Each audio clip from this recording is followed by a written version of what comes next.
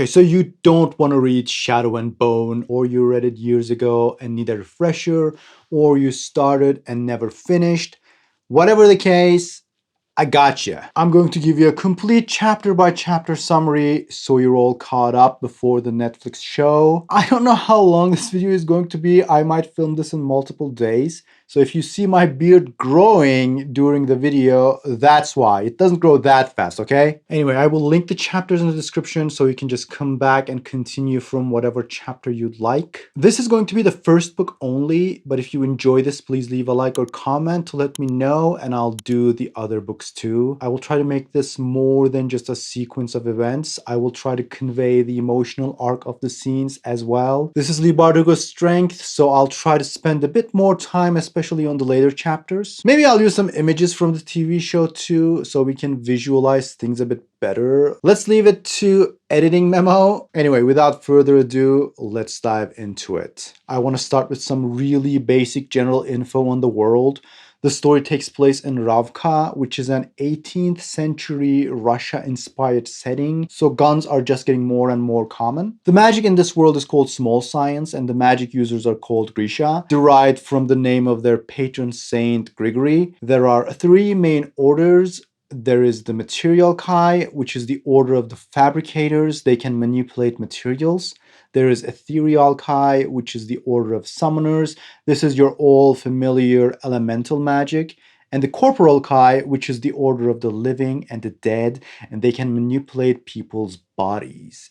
So they can kill you or heal you. All these orders have suborders. I'm not going to get into it now. I have a separate video on the magic system, so feel free to check that out.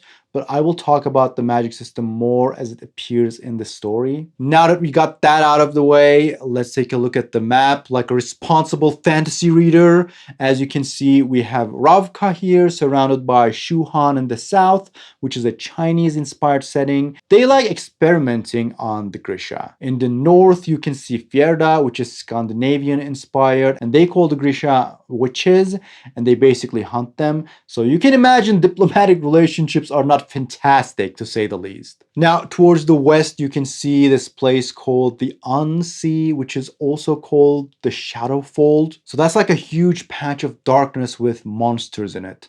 So Ravka is surrounded all around and they can't trade, which is a problem. Here across the True Sea, there is Novye Zem, which is African-inspired. And in the south of the True Sea, there is Kerch, which is Dutch-inspired. And the capital is Ketterdam. That is where Six of Crows takes place. We are not going to spend any time there in Shadow and Bone. All right, that's all the preliminary info I'd like to talk about. And now here is Shadow and Bone by Leigh Bardugo. Before, the servants called them Malenchki, little ghosts. The story opens with Alina Starkov and Malyan Oretsev living at Duke Karamzov's estate, which is an orphanage. At this time, they're around 8 when 3 Grisha arrive riding a troika to test them. Every child is tested by Grisha to see if they have any affinity for small science. The Grisha wear elegant fur hats and wool keftas, one in crimson, one in dark blue, and one in vibrant purple, representing each Grisha order, so a corporal nick, an ethereal nick, and the material nick. They explain they aren't witches, but practitioners of the small science. They keep the kingdom safe. If Alina and Mal are determined to have Grisha abilities, they would go to a special school. They would have the finest clothes, the finest food, whatever they desire. Chapter 1. 10 years later, Mal and Alina are soldiers of the king's army, so we know they were both tested negative in the Grisha test years ago. Mal is an expert tracker and a seducer of girls. He has gotten handsomer, braver, cockier, and Alina has gotten taller. She is a cartographer assistant. They're getting ready for a mission to cross the Shadowfold, a black slash that severs Ravka from its only coastline. It's also known as the Unsea to encourage crossings, but that's no comfort for Alina. The fold crawls with horrors. People who try to cross the fold face massive casualties. The shadow fold is home to creatures called the Volcra. They have long, filthy claws, leathery wings, and rows of razor-sharp teeth for feasting on human flesh. They're blind but can smell human blood from miles away. Alina is worried. Mel tries to ease her. Suddenly, a huge black coach roars past, and Mel pulls Alina to the side right on time. It is the Darkling's coach. Some believe it was a Darkling that created the fold, but that was hundreds of years ago. The Darkling is the leader of the Grisha. Ravka has two armies. First army is regular soldiers, and the second army is the Grisha, which the Darkling leads. We'll talk more about him later. Chapter 2. They're traveling on sand skiffs, which basically sail on sand. Ethereal Kai squalors wearing dark blue kefta with silver embroidery control the air pressure on the sails. Another suborder Inferni with blue kefta and red cuffs are there too. As you might imagine from the name, they manipulate fire. They need the Inferni for protection against the Volcra. Mel is there with the trackers, and they go into the fold. Once in the darkness of the fold, Alina's friend Alexei grabs her hand. Suddenly, sound of wings flapping. The Volcra attack. Hundreds of them. One grabs Alexei. Mal shoots at the Volcra, attacking Alina. Then it attacks Mal. Alina stabs it. Mal shoots again. The Volcra attacks Mal. He collapses. I'll meet you in the meadow, Mal says as two Volcra attack them. Alina shields him. Volcra sinks its talons on Alina, and the world goes white. Volcra loosens his grip, and Alina falls unconscious. Chapter 3. Alina wakes up. A soldier is holding a rifle at her. Also, a corporalnik heartrender wearing red kefta with black embroidery is there. Heartrenders are the offensive suborder of the Corporal Kai. They can make your heart stop and kill you from a distance. They go back to Kribersk, where the camp was. She has no idea what she did. They take her to the Darkling's tent, guarded by Corporal Kai Heartrenders and the Oprichniki guards, who are the Darkling's personal guards.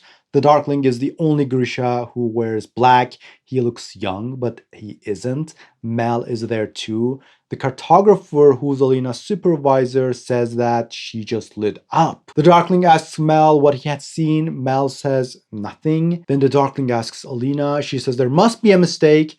Apparently, they think she is what they call a sun summoner. The Darkling calls the darkness and then grabs her arm. Then he cuts her with a knife and light explodes. The Darkling orders Ivan, a Corporal Kai guard, to take her to the Little Palace, which is the Grisha Palace as opposed to the Grand Palace where the king resides. Ivan is like, come on, to Alina. But the Darkling immediately reprimands him by saying, mind your tone, she is Grisha now.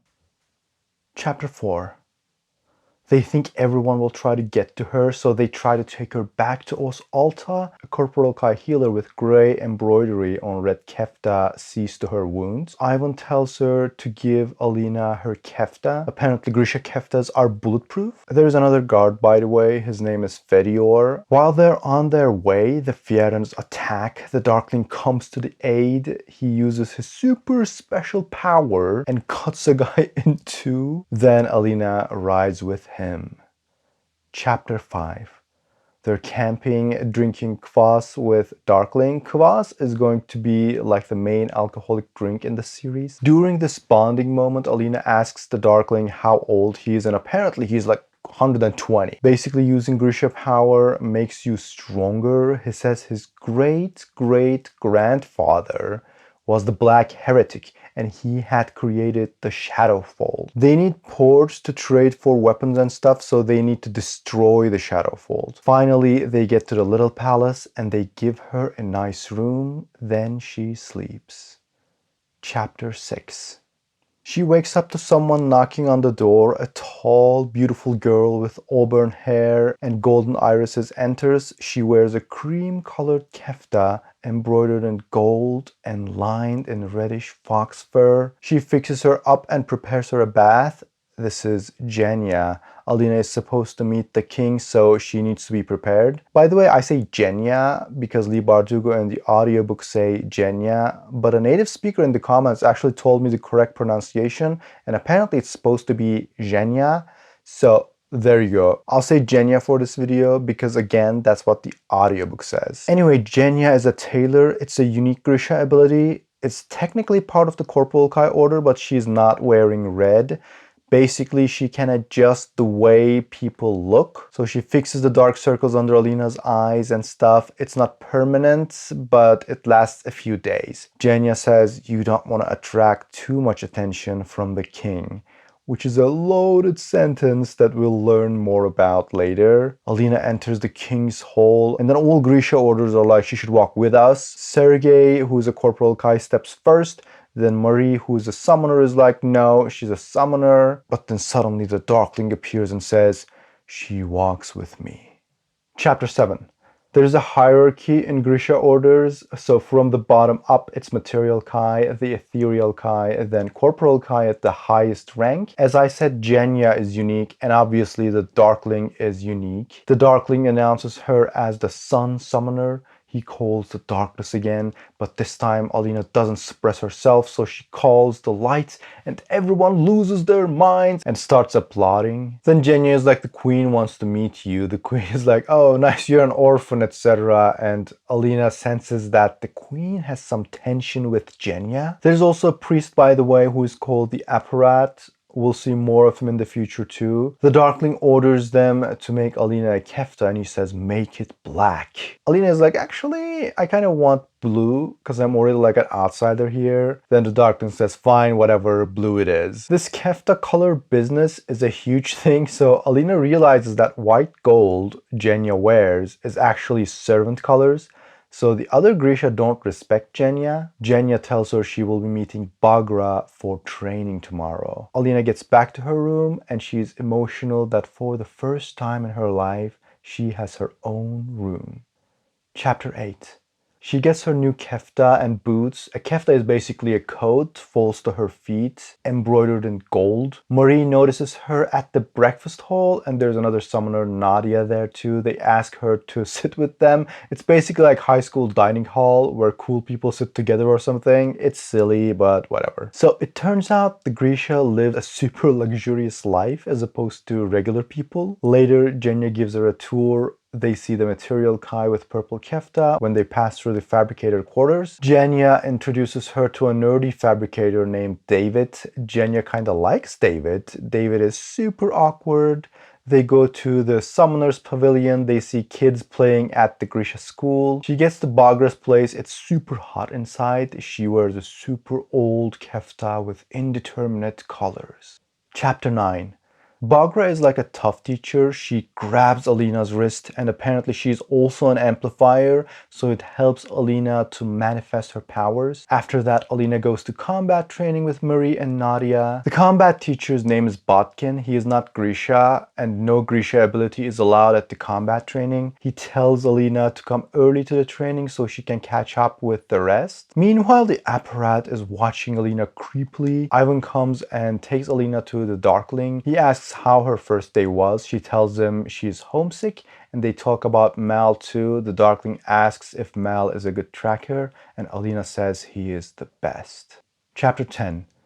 Alina has been training for a while. She hasn't been doing well. Bagra thinks it's because she's still suppressing her power. She hasn't talked to the Darkling in a while. Bagra gives her some details about how small science works. The primary principle of small science is like calls to like. And then there is Odinakavost, which is thisness of the thing that makes it the same as everything else, and Etovost, which is thatness of the thing that makes it different from everything else. Odinakavost connects the Grisha to the world, but Etovost gives them an affinity for something like air, blood, or in Alina's case, light. The people born without Grisha power are called Otkazatsia, the abandoned, also meaning orphan. After the lesson, the Apparat finds Alina at the library. He's like, I'm a spiritual advisor, so come to me anytime. He's kind of obnoxious, but he gives her a red leather book.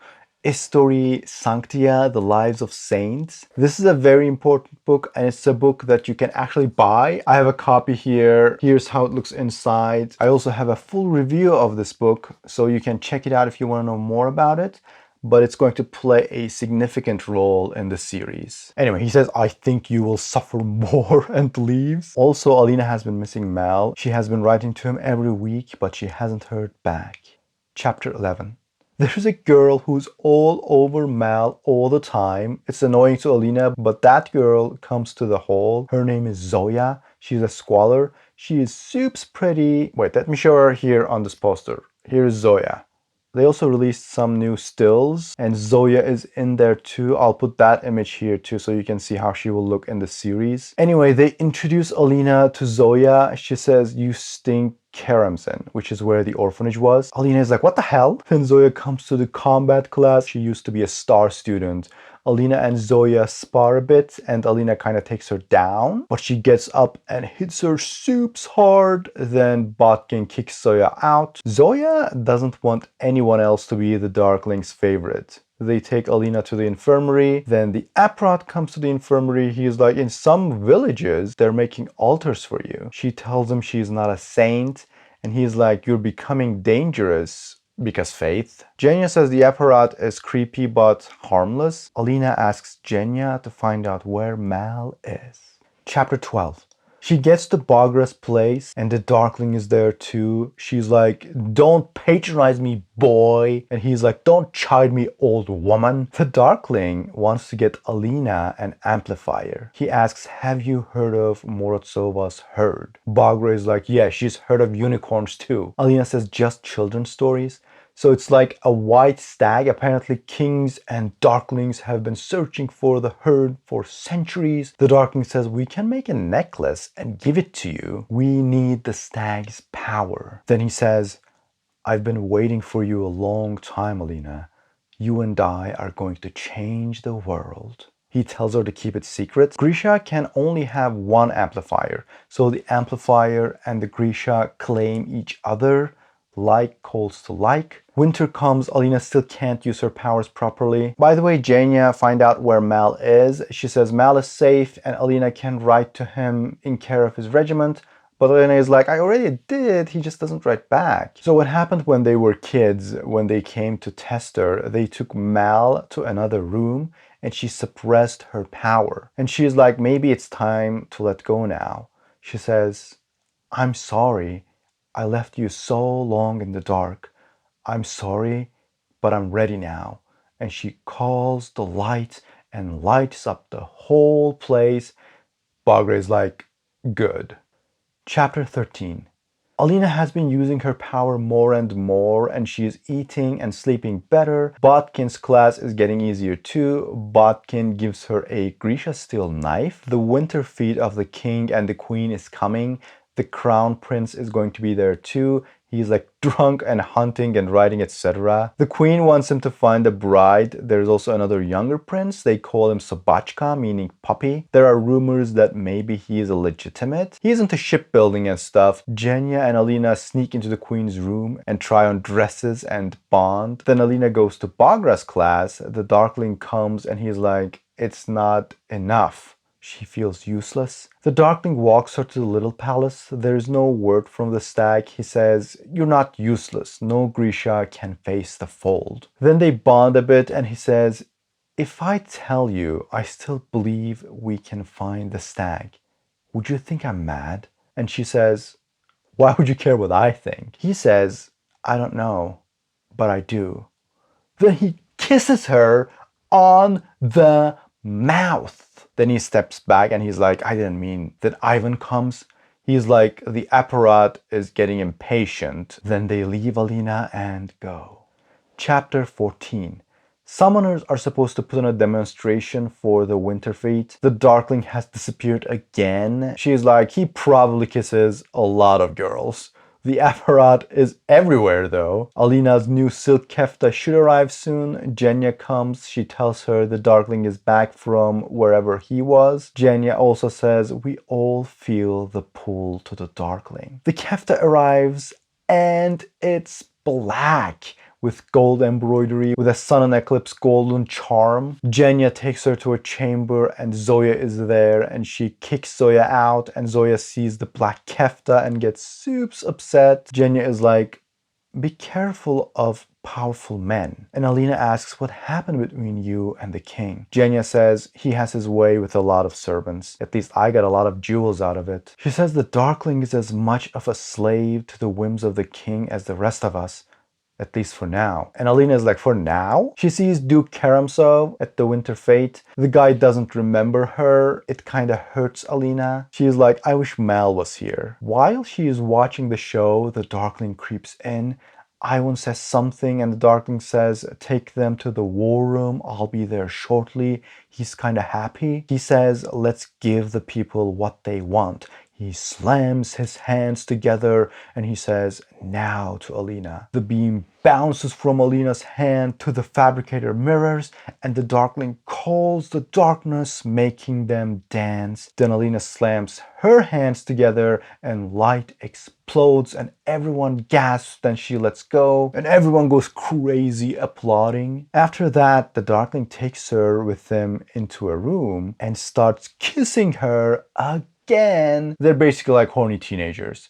He's like, Ivan said we spotted Morozovan's stag. I should be doing that, but I'm not, am I? He says the problem with wanting is it makes us weak. And just when they're about to do the thing, some people come to the hall and stuff, then he leaves and he's like, you go to the party, but I won't. And he asks, can I come to you tonight? She freezes. Then he leaves. Then she's like, no, I didn't say anything. When she leaves the party, she passes in front of the Darkling's room, sees soldiers leaving, and boom! Mal is there. She yells, Mal! She hugs him. He tells others to go on without him. She says, what are you doing here? Then she realizes he was the one who tracked down Morozovan's herd. He's like, I didn't get any letters. He says, I've been so worried about you. He changed. He's weary. He's also jelly. He's like, are you happy here with him? He's all over you with jewels and clothes. Then he leaves. She cries and lets him go. Chapter 15. Bagra comes by her room. She's like, come with me now. She takes her through a hidden door, takes her into an empty chamber, gives her clothes, and she says, you must leave this place. She says, I told him I didn't believe in the stag, hoping it would stop him, but he's close to finding it. He will use the fold as a weapon. She says, the Darkling will expand the fold. He never intended to destroy it. He created the fold. He is the Black Heretic. And Bagra is his mother. She says, the only mistake was the Volcra. The Volcra used to be men, apparently. The Volcra keeps him from using the fold. He will use Alina's power to subdue the Volcra. She tells Alina to run. He will hunt the stag, kill it, and place the bones around Alina, and he will control her. Alina asks her what to do. Chapter 16. Bagra says, slip out, go to the west, find the Verloren, a Kurd trader. She's like, you want me to cross the fold? But there's nothing else to do. So she jumps into a theatrical troupe wagon. She gets to Balakrev, then leaves the wagon. She keeps traveling, keeping to hunter trails, avoiding the main roads. She goes to a church and sees people praying to her. It's been a week. Didn't look like people were looking for her. A guy grabs her creepily. He says, let's have fun and stuff. She flashes light into his eyes. She has these weird mirror gloves. I don't know, they're kind of dumb, but she has them. Anyway, a soldier comes out. The soldier recognizes her. She runs. The soldiers chase. She jumps into the river to hide her tracks. She's soaked through. Everything is lost. Then Mal finds her. He was with the soldiers apparently. He gestures her to follow. He leads her. They camp. She's like, does he have the stag? He says, no, they can't find it without me. So there's something special about Mal's tracking ability. Chapter 17. She tells Mal what the Darkling is planning. Mal would have nowhere to go after this too, so he says, we'll go find the stag ourselves because the stag can make her powerful enough to fight him. He says, I'm not afraid to die, Alina, but I'd like to give us a fighting chance. They come to a village northwest of Petrozoy. It's Butter Week, and there are hundreds of people, reminds them of their time at Karamzin. They are at the village and having fun, and suddenly they get ambushed by two men. They're being robbed. The guys see Mal's rifle and they're like, oh, maybe he's a deserter. Alina uses her mirror gloves again and shines light into their eyes, and they get away. They camp and bond and laugh and sleep. Chapter 18. They keep traveling. Alina asks Mal to kill her if they can't make it. She says, you can't let them take me. You can't let the Darkling own me. He promises reluctantly, then suddenly gets a feeling for the stag. They're waiting on a plateau. Apparently some of Mal's friends were killed in Fjerda while they were tracking the stag, and Mal has been blaming himself for it. Chapter 19. They spend the night there. Mal says he's sorry for what he said at the little palace. Alina says sorry too. Mal says she looked happy at the feat. And Alina says she was happy because she never belonged anywhere like Mal did. Mal is like, did you miss me? She says every day. And Mal says he missed her every hour. And it took him by surprise. There would be small things he'd want to tell her about because he'd want to hear her voice, but she wasn't there anymore. He says, I'm sorry it took me so long to see you, but I see you now. Then they kiss. The moment they kiss, Alina knows she would have waited for him forever. Then suddenly, Alina's like, Mal, look. Several white bodies emerge from the trees, and in the middle of the herd, a massive stag with dark eyes and silvery antlers. Mal gets his bow. He says, I'll bring it down, but you have to make the kill. Alina is like, wait. The stag walks towards them, stops a few yards away. She reaches her hand and touches the stag. She looks into his dark eyes, feels the earth beneath its hooves, the smell of pine in his nostrils, the powerful beat of its heart. And she knows she can't be the one to end its life. Mal says, we don't have much time. Alina says, no, we'll find another way. Then a soft whistle through the air, a thunk as the arrow finds its target. The stag crumples to its forelegs, and suddenly charcoal-clad Oprichniki, the Darkling's guards, and Grisha cloaked in blue and red emerge. You should have listened to him. The Darkling steps out of the shadows with a grim smile. The stag has fallen, breathing heavily. Mal loosens an arrow at the stag, but a squaller deflects the arrow. The Darkling sends darkness rippling towards them. Alina shoots light from her fingers and shatters the darkness, but it was a diversion. He suddenly turns on the stag and makes a gesture Alina knows well. His super ultimate ability, the cut. Alina jumps in front of the stag. The Darkling turns and cuts a tree instead to spare Alina. The Darkling calls a darkness engulfing them and the stag, and Alina calls the light surrounding them in a glowing sphere. The Darkling is impressed. He says, you track her. Are you ready to die for her? Then to Alina he says, does he know you were ready to give yourself to me? She is not strong enough to hold any longer. The darkness is leaking. She says, do it, Mal. He takes his knife, but he can't. The darkness takes over. Ivan catches Mal. The Darkling is like, quiet or I'll have him kill Mal. Then he pulls his knife and slits the stag's throat without hesitation. Take the antlers, he says. Then he calls David. She's like, David, don't do this. Then he places the antlers around her neck and David makes them melt together. Then the Darkling commands light through her and she can't stand it. The light explodes from her. They burn the stag and leave. The woods left silent in their grief. Chapter 20. They get to the Darkling's camp. Ivan is like, the Darkling knows what to be done. Everyone dies fighting the King's War. They're heading to Kribirsk again, near the fold. They leave Alina in the coach. She keeps dreaming about the stag. The Darkling is like, you won't say anything about what's going on to the other Grisha. Apparently he didn't tell anyone she escaped. He says, Mal will never understand you. He is Otkazatsia. There is no ordinary life for people like you and me. And she says, I'm nothing like you. He says, If you say anything, I'll torture Mal. Marie is there and she's like, are you alright? And Alina says, yeah, just tired. Jenya comes over with dinner. Alina asks her about Bagra and Jenya says no one saw her. Apparently the king is taken ill and the apparat is ruling. The queen is confined to her quarters. Jenya is wearing Corporal Kai red now. Alina asks, do you know what he's planning to do? And Jenya says, there are rumors. Alina says, they're all true. And Jenya says, then it has to be done. David feels terrible, she also says. Alina says, tell David I forgive him.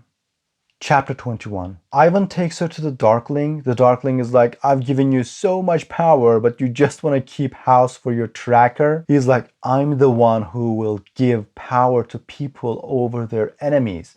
I'm the one who will free them from the tyranny of the king. Alina says, and give them your tyranny in return? And he says, someone has to lead. I wish there were another way. She gives her a single shake of her head, and he says, fine, make me your villain. He says, you betrayed me. Tell me how much you love him. Beg for his life. And she does. She's like, if you spare him, I will serve you. Otherwise, I will kill myself. He's like, I could be merciful. Then he kisses her. He says, tomorrow, I will feed your friend to the Volcra, and you will watch him die. Say your goodbyes tonight. That is the mercy a traitor deserves. He says, you will wear that collar for a very, very long life. Then he sends her to the cells to see Mal. Ivan leaves them for the night. She's like, because he'll kill you. And Mal is like, all right. He says, I don't blame you for the part that loved him. Do you blame me for every girl I tumbled? She's like, no, not much. We found our way back to each other, Alina. That's what matters, Mal says. Then he kisses her through the bars. They remember the old times and they sleep. She dreams of the stag again. Chapter 22. Ivan brings her to her tent. Jenya fixes her up, no words. At the front of the skiff, there are Fjerdan ambassadors, a delegation from the Shuhan, some Kerch tradesmen, and an envoy of the king. They enter the fold. The Inferni starts illuminating the sky, calling the Volcra. The Darkling grips Alina's arm and says, now. The fold is alight. The Volcra scream in terror. She makes a path for the skiff to pass. She can see West Ravka, the village Novokrebersk. People start crowding onto the dry docks, pointing at the light. She realizes what's about to happen. She says, they're your own people. But the Darkling slams his hands together and the darkness ripples off from his hand. The fold bursts forward. People run.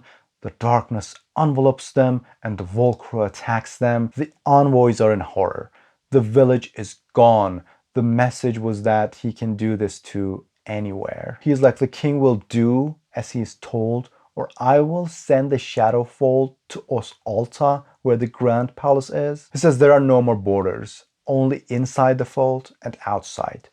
Peace on my terms. He says we return to Ravka, but the prisoner stays. Ivan throws Mal over. Alina is still holding the light, protecting Mal. She punches Ivan. Everyone else is surprised. The Darkling says, pull it back. She says, no. Mal is at the edge of the circle. He stays unflinching. The darkness swallows him. She hears him scream. The memory of the stag comes to her. And finally, she understands why the stag came to her dreams every night. He wasn't haunting her. He was showing Alina her strength. Not just the price of mercy, but the power of it. Something the Darkling would never understand. She had spared the stag's life. The power of that life belonged to her as much as the man who had taken it. Her power slides back to her. She would never let anyone take it from her again. Light explodes. The Volcra holding Mal shrieks and lets go. The Darkling is confused. He can't control Alina anymore. He calls the darkness, but Alina burns it away like mist. The Darkling is like, seize her, but her power raises in her. She does the cut and splits the skiff's mast in two. Ivan is like, oh no, the cut! She says, you saw what he did to those people. Is that what you want? Help me stop him. No one does anything. She jumps and goes to Mal. leaves everyone else behind. The Darkling says, "You can't run from me, Alina. You can't leave us here to die. Is this your idea of mercy?" And Alina is like, "Yes, the mercy you taught me." Then she sends another cut and splits the sand skiff in half. She grabs Mal and throws a dome of light around them, and they run. They emerge from the fold, they get cleaned up. Mal is injured from Volcra claws. Then they take their first glimpse at the true sea, endless blue, so much of it. A good place to hide. She thinks about the people she left at the skiff. Mal takes a gold pin from her hair and goes to Oscarvo to get some clothes for them. She takes off the kefta, wears the new clothes. "I never want to see you in black again," Mal says. Then he pulls out a red scarf and hides Morozsova's collar. She's like, "What do I do in summer?" He says, "We'll get rid of it by then." She says, "No, because it's their only chance to destroy the Shadowfold." But also, it feels like a part of her now. He's like, "What do we do with the kefta?" And she says, "Burn it." As the flames consume the silk, Mal kisses Alina, and as the tears come, he pulls her close and holds her until there's nothing left but ashes. After, Alina and Mal are on a real ship on the true sea. The crew calls them Phantomen. It's Kirch for ghosts because they are pale and stand silent and watch the sea for hours. They're watching for a ship with black sails. Bagra's ship Verloren was gone, but they get a passage on another ship. They hear rumors that the Apparat had disappeared. Foreign troops were massing on the borders. First and Second armies were threatening to go to war with each other, and that the Sun Summoner was dead. But nothing on the Darkling's death. At night, Mal holds Alina tight when she wakes up from another nightmare of the men and women she left behind. They're orphans again, with no true home but each other, and whatever life they can make together on the other side of the sea. The end. Alright, that was it for the whole chapter by chapter summary of the first book. I hope this was helpful for at least some people, and I hope at least some people make it to the end of this video. If you did, please let me know. And if you want to see the summaries of the other books, let me know and I'll make them. If you enjoy this video, please leave a like to let me know. And I have tons of more Grisha videos, don't forget to check them out. And if you want to see more Grisha content, don't forget to subscribe, and I'll see you next time.